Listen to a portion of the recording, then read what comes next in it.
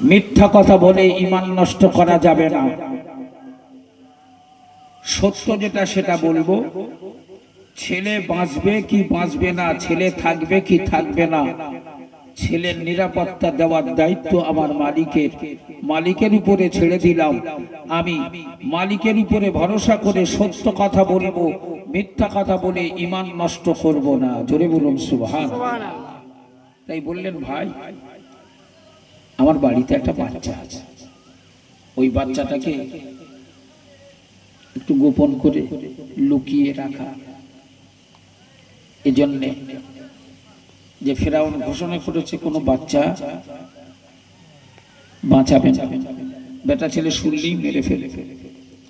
তাই আমি সিদ্ধান্ত নিয়েছি একটা কাঠের সিন্দুক তৈরি করে ওই সিন্দুকের ভেতরে বাচ্চাটাকে ঢুকিয়ে দেবো, দিয়ে নিরাপত্তা দিয়ে ওখানে নিরাপদে রাখবো, যাতে ফেরাউনের কাছে কোনো খবর না পৌঁছায়।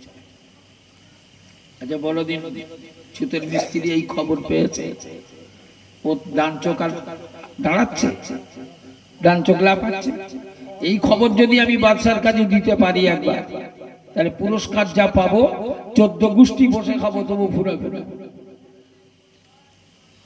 তো ওখান থেকেই ও মনে মনে এই সিদ্ধান্তটা গ্রহণ করেছে যে আমি এই খবর বাদশার কাছে পৌঁছে দেবো, যে বাদশা আপনার শত্রু সন্ধান পাওয়া গেছে, আমি আপনার সেই সন্ধান দেওয়ার জন্য এসেছি।